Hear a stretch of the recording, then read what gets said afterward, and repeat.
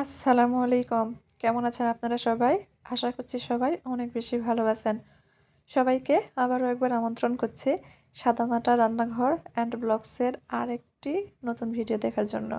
আজকে আমি আপনাদের মাঝে মাত্র 10 মিনিটে তৈরি করা যায় আটা দিয়ে এমন একটি হেলদি টেস্টি স্কুল অফিসের টিফিন রেসিপি বা নাস্তা রেসিপি শেয়ার করছি। তো চলেন দেখে তৈরির পুরো প্রস্তুত প্রণালী আপনাদের মাঝে শেয়ার করি। প্রথমে চুলার উপর ফ্রাই প্যান বসিয়ে দিয়ে দিয়েছি 1 টেবিল চামচ মতো তেল, মাঝারি সাইজের একটা পেঁয়াজ কুচি আর 2টা মতো কাঁচামরিচ কুচি। পেঁয়াজ মরিচ নরম করে ভেজে নেব। এখন এর মধ্যে স্বাদ মতো লবণ, হাফ চামচ মতো গুঁড়ো মরিচ, সুন্দর কালারের জন্য সামান্য পরিমাণ হলুদ গুঁড়া, হাফ চামচ ভাজা জিরার গুঁড়া আর হাফ চামচ মতো চাট মশলা। খুব ভালোভাবে মশলার সঙ্গে পেঁয়াজটা কষিয়ে নিব। কষানো হয়ে গেলে ছোট সাইজের একটা আলু আগে থেকেই খোসা ছাড়িয়ে গ্রেটারে গ্রেট করে রেখেছিলাম দিয়ে দিয়েছি। আলুটা দিয়ে খুব ভালোভাবে মিশিয়ে নিয়েছি, কিছুক্ষণ ভেজে নেব। আলু যখন নরম হয়ে এসেছে ঠিক এই পর্যায়ে দিয়ে দিচ্ছি 1.5 টেবিল চামচ মতো গাজর কুচি আর 1 টেবিল চামচ মতো শসা কুচি। নেড়েচেড়ে মিশিয়ে নিচ্ছি।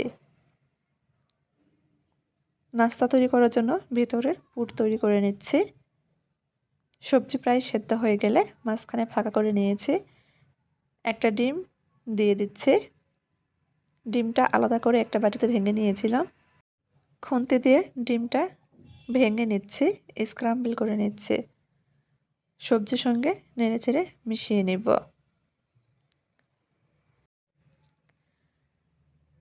মিশানো হয়ে গেছে, ভিতরের পুর একদম তৈরি। এখন সামান্য পরিমাণ ধনিয়া পাতা কুচি ছড়িয়ে দিয়েছি, নেড়েচেড়ে মিশিয়ে উঠিয়ে নেব।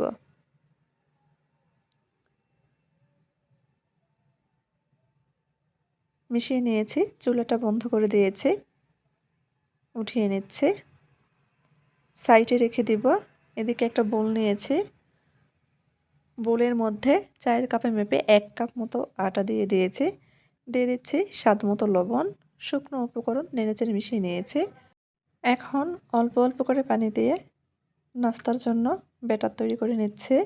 পানিটা একবারে দিচ্ছি না, অল্প অল্প করে দিচ্ছি আর খুব ভালোভাবে নেড়েচেড়ে মিশিয়ে নিচ্ছি যাতে এর মধ্যে কোনো প্রকার দলা বা শক্ত ভাব না থাকে। ভিডিওর প্রথমে অনুরোধ করছি, যারা ভিডিও দেখছেন তারা প্লিজ একটা লাইক দিয়ে দিবেন।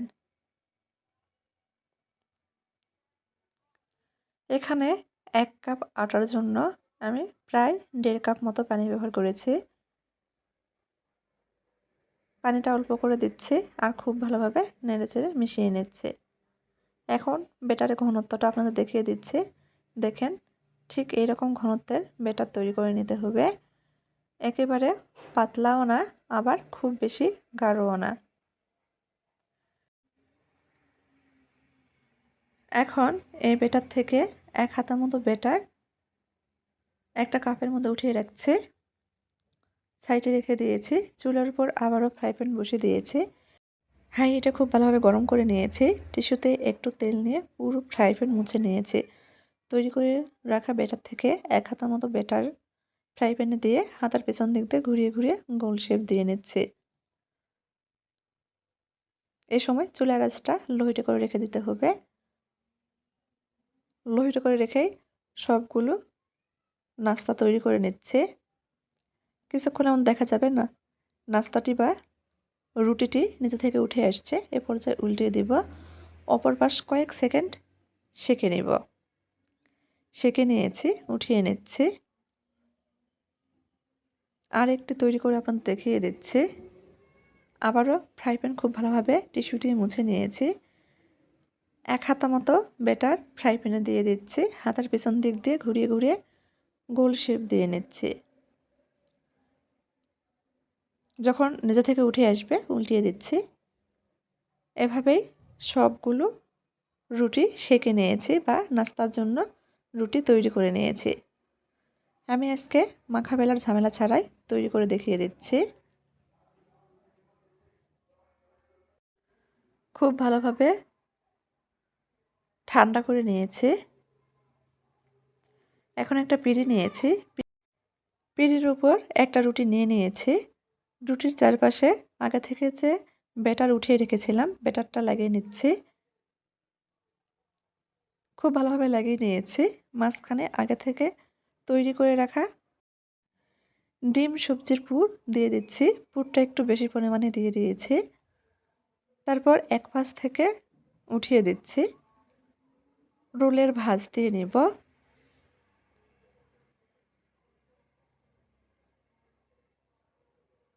দু সাইড থেকে আগেভাবে ভাঁজ দিয়ে নিতে হবে। একটু চেপে চেপে কাজটা করে নিতে হবে, তা না হলে খুলে যাবে, ভেতর থেকে পুরটা বেরিয়ে আসতে পারে।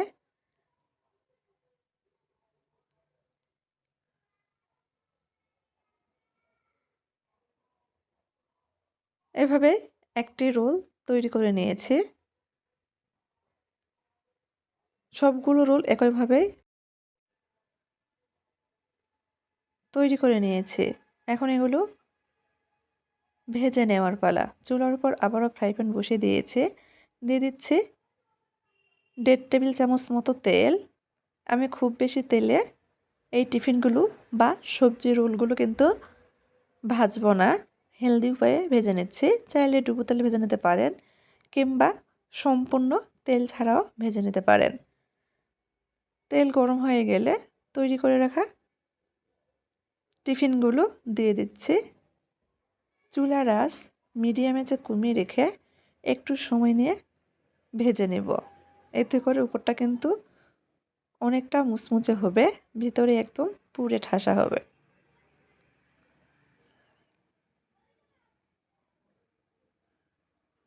হাতে কম সময় থাকলে ঝটপট মাত্র 10 মিনিটে এভাবে স্কুল অফিসের টিফিনের জন্য তৈরি করে দিতে পারেন।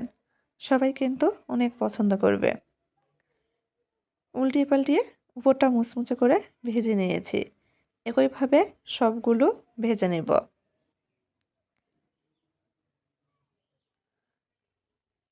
সবগুলো নাস্তা টিফিন রেসিপি বা সবজি এগ রোল ভেজে নিয়েছি। কাছ থেকে দেখিয়ে দিচ্ছি যে কেমন হয়েছে। একটা ভেঙে শেয়ার করব। তো আমার আজকের এই স্কুল অফিসের টিফিন রেসিপিটি আপনাদের কাছে কেমন লেগেছে অবশ্যই কমেন্ট করে জানাবেন। আর যদি একটু ভালো লেগে থাকে তাহলে দয়া করে সবাই চ্যানেলটি সাবস্ক্রাইব করে পাশেই থাকবেন। দেখেন ভিতরে পুরে ঠাসা। তো আজকের মতো এই পর্যন্তই। সবাই ভালো থাকবেন। আল্লাহ হাফেজ।